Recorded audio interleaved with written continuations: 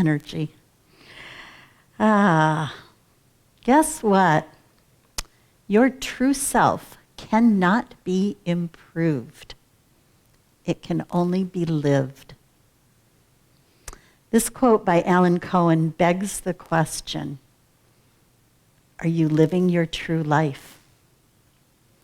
There's an Australian nurse named Bronnie Ware who spent several years working in palliative care, caring for patients in the last 12 weeks of their lives. And from counseling the dying in their last days, Bronnie recorded the most common regrets of the dying. Those she was caring for had gained this phenomenal clarity of vision at the end of their lives, and she wrote about how we might learn from their wisdom.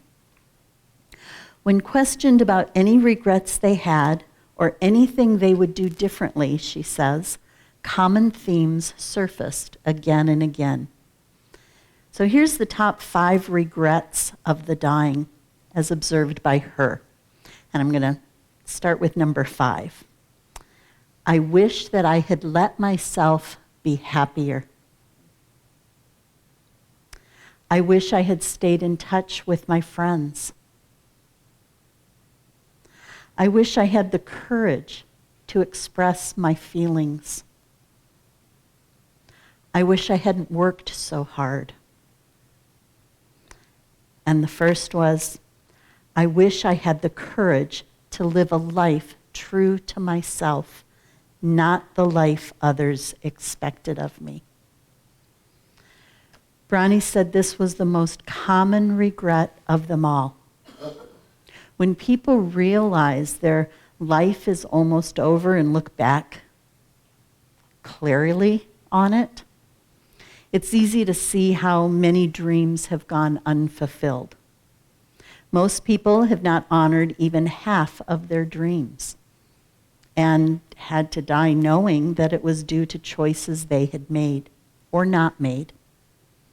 Health brings a freedom that very few realize until they no longer have it.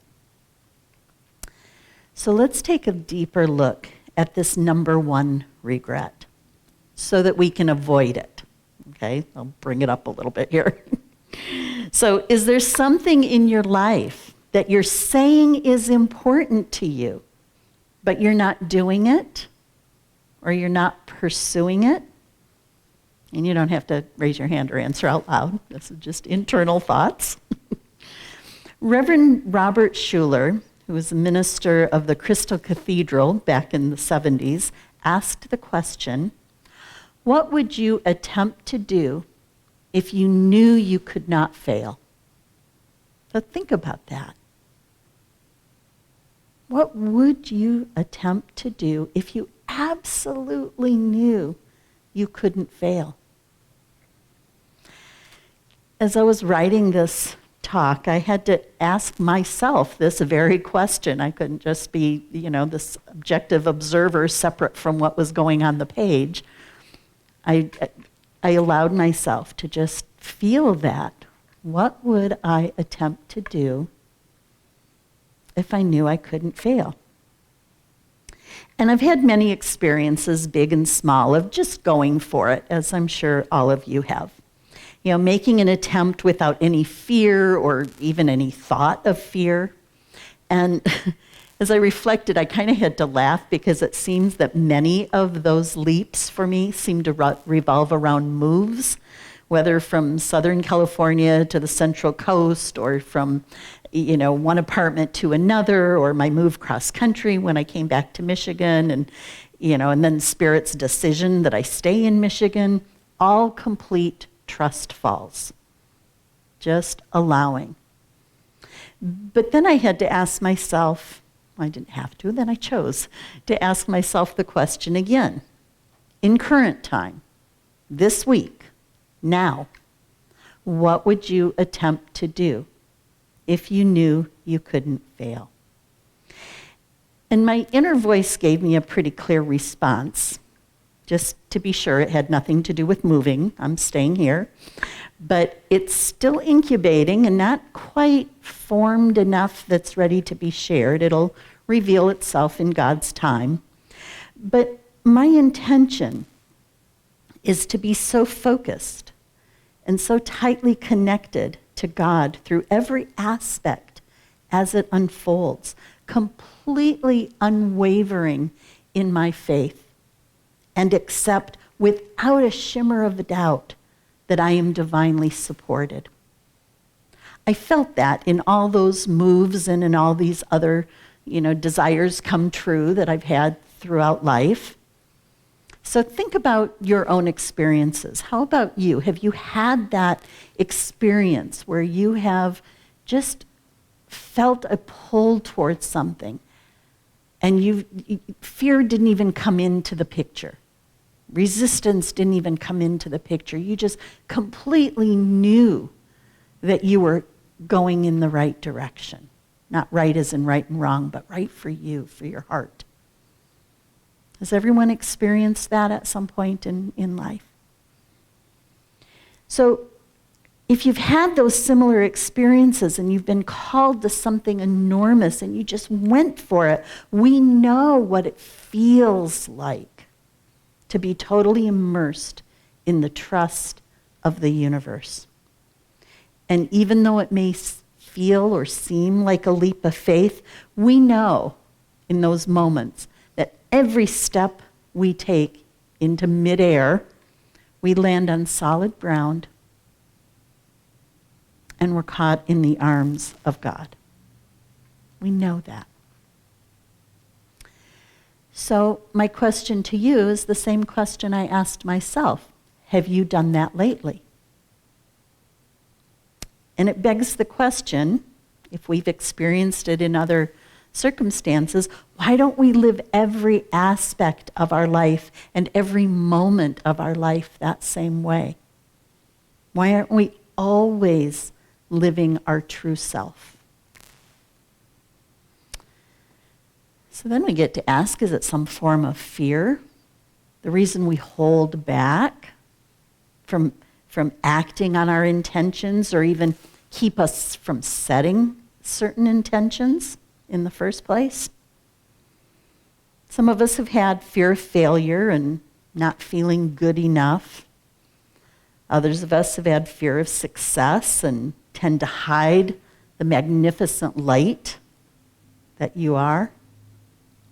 And others of us simply have old tapes, old beliefs running the show, and they get in the way of us moving forward.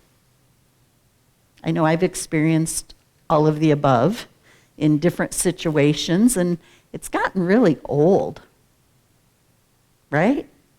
Enough.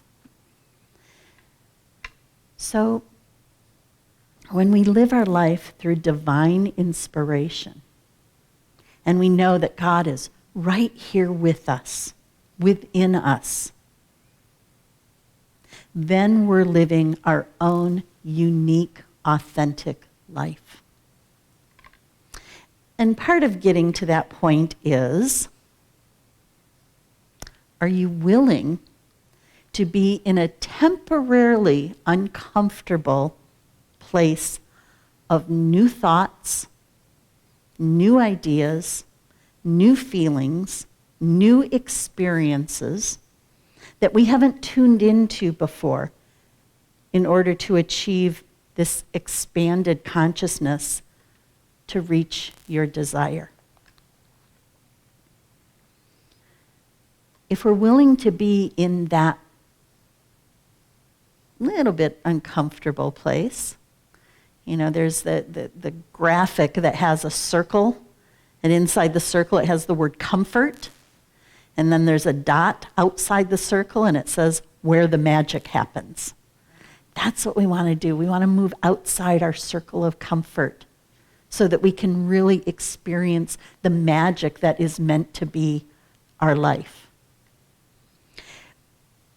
When we do that, we can know the truth from its highest point of view, looking through God's eyes. We know that the universe always supports us. That has to do with the growth of our soul, what we put our mind to and what we put our emotions to.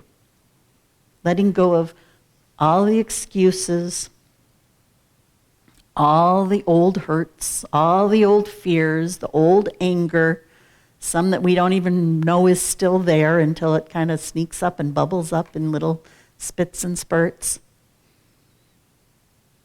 So when we let go of all of that, that's going to allow us to prevent regret from showing up at the end of our days in this lifetime. Release all the old reasons why we didn't follow our heart's desire before. Why we didn't do this or didn't experience this. We can release the stuck emotions that have kept our heart's desire from becoming an experience in our life. Mary Mannon Morrissey is an author and a New Thought minister, and when I saw her speak at a conference a few years back, she said something that kind of had everybody scrambling for their notepads because everybody wanted to write it down. She said, "When I dare to be powerful and use my strength in the direction of my vision, it becomes less and less important that I'm afraid." I love that statement. I'm going to read that again. When I dare to be powerful and use my strength in the direction of my vision, it becomes less and less important that I'm afraid. Why is it less and less important that we're afraid? It's because we can trust. We trust that we are always, always supported in the direction of our highest good. That's a trust fall. Letting divine gravity pull us in the direction of our dreams, even if we're afraid, even if old beliefs are causing resistance, and still knowing the universe has our back. When Reverend Stephanie asked if I would do this talk this morning, she asked in the same conversation, she asked, let her know when I had a title.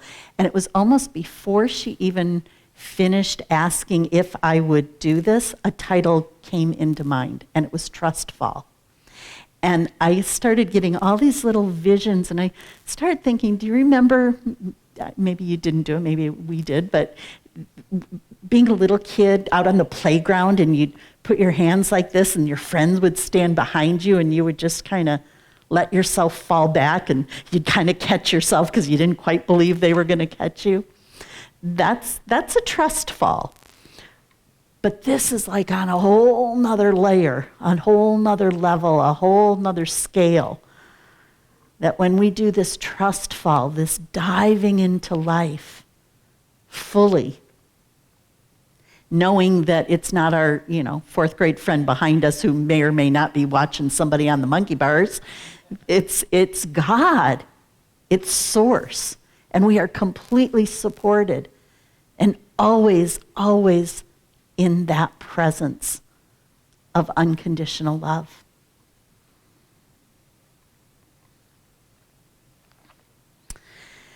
So, of course, we do have to pay to take that trust fall for an intention that you want to set. It is going to cost you. And you have to be willing to pay for your goal by giving up whatever current belief is keeping you from that goal. So we can talk about goals and visions and intentions and plans, but if it doesn't cost you something, it's just a dream. Ralph Waldo Emerson said, "You have to give up something to get something." That's the law of compensation. If it doesn't cost you one of your old limiting beliefs, it's just a daydream. We give up the idea of illness for health. We give up the idea of loneliness in order to connect and have love in our lives. We give up old ideas of being poor or not having chances or opportunities, and we give all those up for prosperity and abundance. All of these are forms of fear, and we give them up. Whatever your desire is, give up the old belief first. Trust that you wouldn't have been guided to this desire if God didn't already have you covered. In The Science of Mind, Ernest Holmes says, a steadfast determination to attain some purpose, the letting go of all that opposes it, a complete reliance upon the law of good, and an unqualified trust in spirit. This is true fasting and real prayer. So, again, I ask, what would you attempt to do if you knew you couldn't fail? When it really comes down to is that no matter what the outcome is, as long as you attempt, as long as you take that leap of faith, as long as you are living your fullest life, you can go into your trust fall. You can't fail. Whatever the result, it's all God, because that's all there is. So we may spend all our waking hours willing ourselves to succeed or fearing failure. But success or failure, it's all the same to God. It's all part of the journey of finding our own unique expression of God and being receptive to God's grace, to God's unconditional love that always catches us, holds us, leads us home. There's a story that someone once asked Michelangelo, how could he ever have looked at this slab of marble and seen the statue of David in that? And his response was, I just started chipping away everything that wasn't David. That's what the invitation to us is. To let go of everything that isn't our true self, so that we can live that inspired life, being guided, being open, allowing that intuitive nature to have free reign within us and lead us into our best life. And again, the cost of that trust fall is giving up fear. So we can have faith that that creative energy that is God is always for us, whether we realize it or not.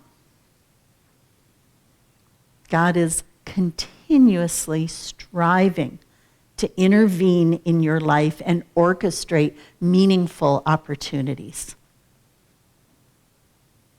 And where do we think those ideas, those creative ideas and desires come from? God's plan for each of us is bigger and grander and wilder than we could ever imagine. So again, what would you attempt to do if you knew you could not fail? Is there something you desire to accomplish in your life, or in your work, or in the world, or in a relationship that's currently not possible? Do you feel pretty certain that it can't be done? Or that it can't be done at this time by you? But if it could, would you put yourself into attaining it with all your heart?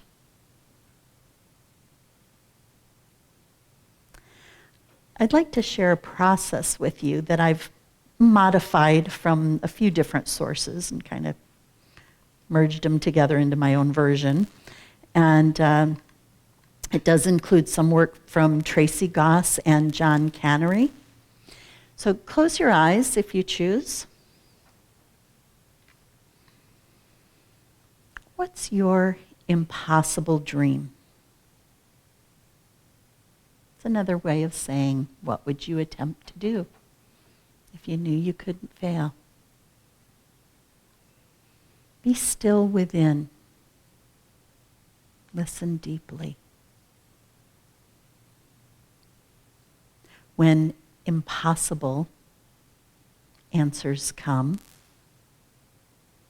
ask, what would I do next if I didn't think it was impossible?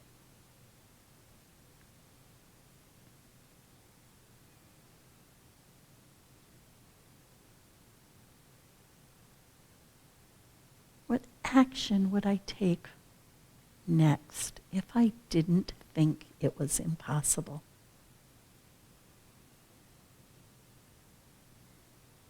And if an answer isn't coming through right now, just allow it to be in there for a while. It might pop up later in the day or tonight when you're falling asleep.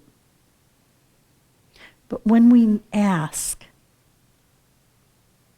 we know and accept that the presence is within and will answer. God is waiting to express through you. Without you, God is not fully expressed. So the God self that waits in potential is ready. Know that thoughts become things, and that the law of mind bows to who you know you are. So affirm within yourself, I am present and fully express my divine nature.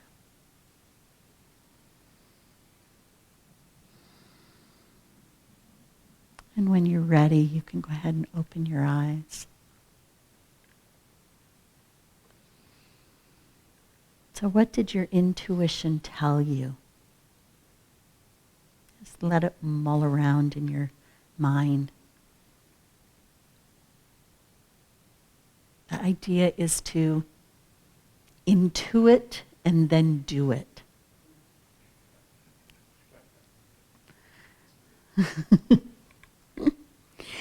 And if fear is challenging you and you do not act, that fear is going to grow.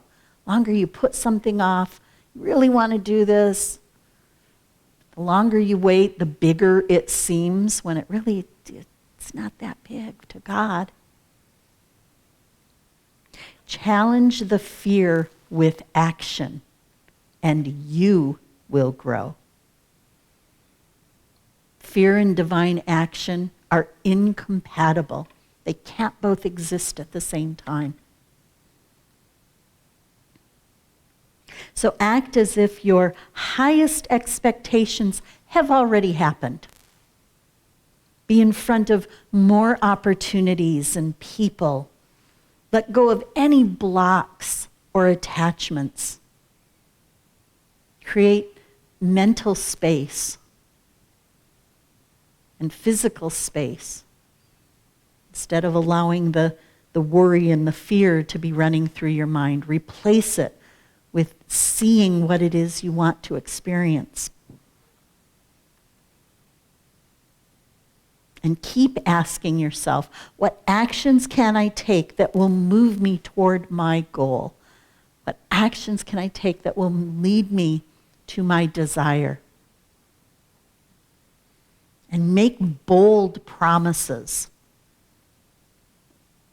to yourself and, when you're ready, to someone else that you trust. And when all is said and done, the best case scenario is that you really are a magnificent, powerful, divine being of light. Your thoughts really do become things. Nothing is impossible. Your dreams are meant to be, and you are always supported by a wise, all-loving, all-knowing, always present best friend right within you always. And the worst case scenario, oh wait, there is no worst case scenario. So go for your heart's desires. Ernest Holmes said it most succinctly. When we learn to trust the universe, we shall be happy, prosperous, and well. Namaste.